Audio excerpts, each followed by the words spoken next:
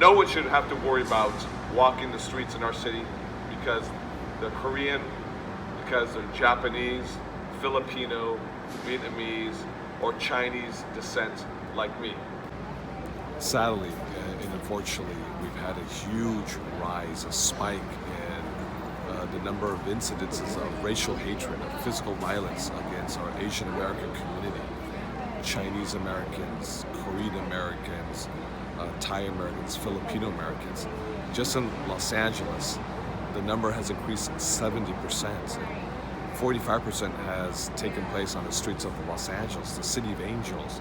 And hatred against our Asian American sisters and brothers knows no place in the city of LA. And that's why I, as council member, am lifting my voice to denounce hatred against our Chinese American sisters and brothers, that people would physically commit violence just because of the color of our skin, just because of the language that we speak, just because of the country of our origin, whether we have Chinese immigrants or our parents, our grandparents, or great-grandparents are from Guangzhou, China, or Shanghai, or Beijing, or Nanjing, you know, whether you're from Manila, the Philippines, or Seoul, South Korea.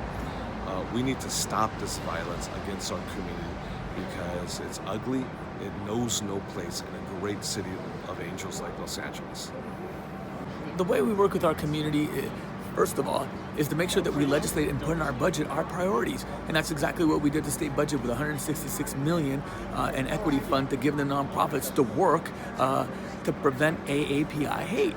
And that's the first step. We also created the hotline through budgetary action, and that stopped AAPI hate. But what's important after these budgetary decisions is that we take it to the streets like we're doing today. We're working with our nonprofit, our organizations, our partners to say enough is enough. That's it. We're not tolerating. It's disgusting. We've got to stop it today and call it out for what it is. Whether you're 5 years old, whether you're 45 or 75 years old, it is unacceptable. It is unacceptable to discriminate our brothers and sisters. It is unacceptable to put your hand on somebody. It is unacceptable to throw something at them, and we want to call it for what it is. And so we're partnering with our organizations to take it to the streets and to make sure that people are actively engaged in stopping AAPI hate. It's disgusting. We've got to stop it, and we're asking for our community to participate. Because when that person was at that stop, at that metro stop, and they were getting on a bus, somebody should have called it out when they were getting punched. Somebody should have stopped it.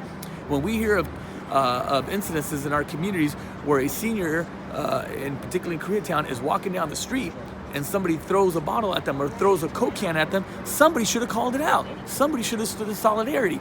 So it's not enough. It's not enough to be against it. You have to participate in it. In our community, we saw a young AAPI woman being yelled at violently in a restaurant. Not a single patron stood up, not a single employee, and neither the management.